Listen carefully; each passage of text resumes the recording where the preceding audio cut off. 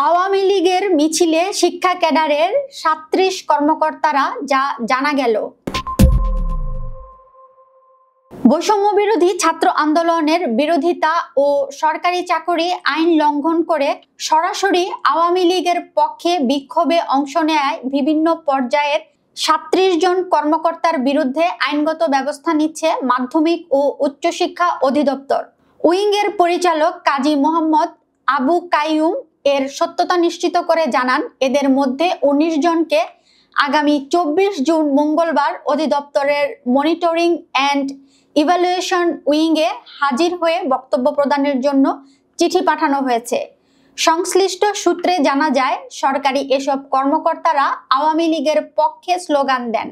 সেই বিক্ষোভ থেকে বিএনপি চেয়ারপারসন বেগম খালেদা জিয়া ও ছাত্র আন্দোলনের নেতাদের নিষেধাজ্ঞা করা হয়।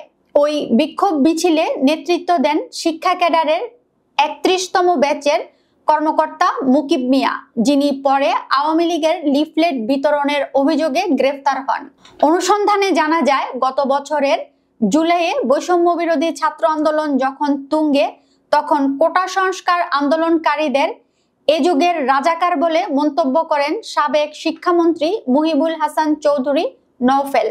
এর পরপরই বিক্ষুব্ধ ছাত্র জনতা ৩ আগস্ট চট্টগ্রামে নওফেলের বাসভবনে হামলা চালায়।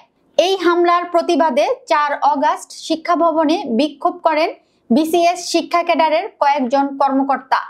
বিক্ষোভকালে তারা স্লোগান দেন, চলছে লড়াই চলবে, শেখ হাসিনা লড়বে, শেখ হাসিনার ভয় নাই, রাজপথ ছাড়ি নাই, দালাল বদর রাজাকার, এই মুহূর্তে বাংলা ছাড়, ঘাপটি মারা দালালেরা হুঁশিয়ার সাবধান, আমার মাটি আমার মা, পাকিস্তান হবে না, শিক্ষামন্ত্রীর বাসায় হামলা কেন, খুনি খালেদা জবাব দে। বিক্ষোভ মিছিলের ভিডিও সামাজিক যোগাযোগ মাধ্যমে ছড়িয়ে পড়ে। মিছিলে অংশ নেয়া ৩৭ জন ক্যাডার কর্মকর্তারা পরিদর্শন ও নিরীক্ষা অধিদপ্তর, মাধ্যমিক ও উচ্চশিক্ষা অধিদপ্তর এবং শিক্ষা মন্ত্রণালয়ের বিভিন্ন প্রকল্পে কর্মরত ছিলেন। তাদের অনেকেই অতীতে ছাত্রলীগের রাজনীতির সঙ্গে জড়িত ছিলেন বলেও গোয়েন্দা সংস্থার তথ্য রয়েছে। শেখ হাসিনার দেশ ত্যাগের আগের দিন এই বিক্ষোভ হলেও সংশ্লিষ্ট কর্মকর্তাদের বিরুদ্ধে তৎকালীন শিক্ষা মন্ত্রণালয় কোনো ব্যবস্থা নেয়নি। মুকিব মিয়া গ্রেফতার হলেও অন্যরা এখনো বহাল তবিয়তে আছেন। অবশেষে দীর্ঘ ১০ মাস পর এদের বিরুদ্ধে ব্যবস্থা নিতে যাচ্ছে শিক্ষা প্রশাসন।